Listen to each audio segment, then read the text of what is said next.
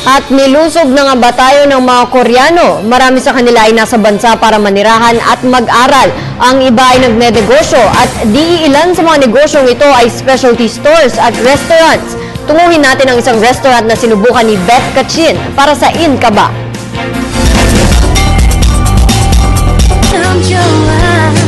Mahilig ba kayong manood ng Korean novelas? Naaliw ba kayo sa K-pop at sa Gangnam Style? Yan ay ilan lamang sa impluwensya ng mga Koreano sa atin.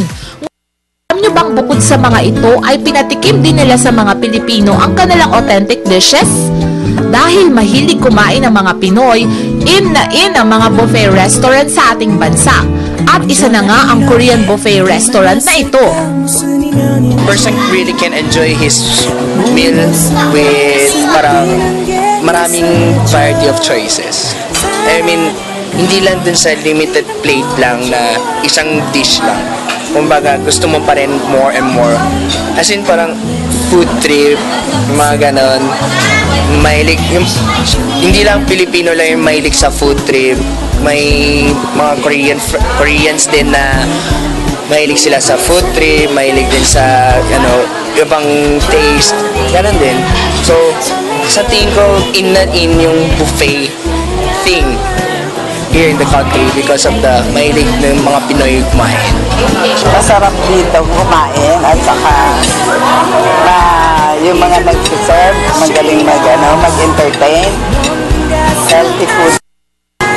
Mas nakakamura ka kung bibilin mo lahat yung gusto mo kainin, mas mahal siyang lalabas. Unlike buffet, marami kang choices. So, yung feeling mo doon sa cost ng money mo, mas mahaba siya, mas sabihin na natin, mas ideal siya.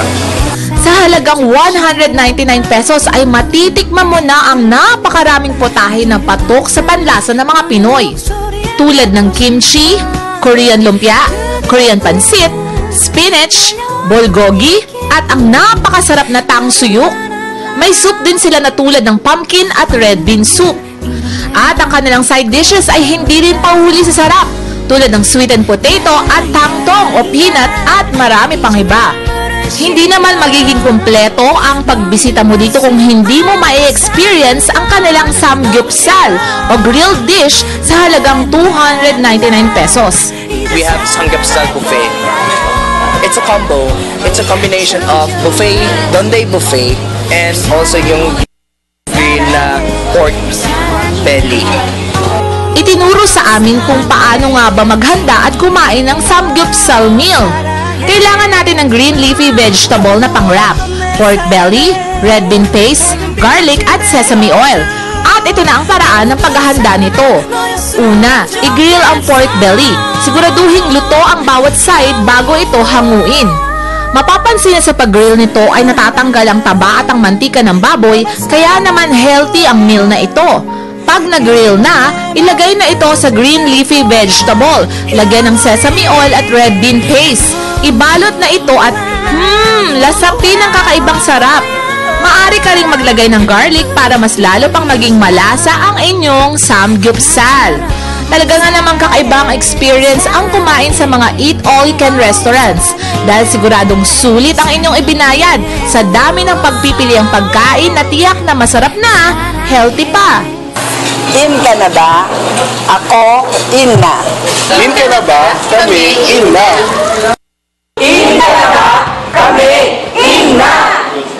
Para sa Telebisyon ng Bayan, Elizabeth Kachin.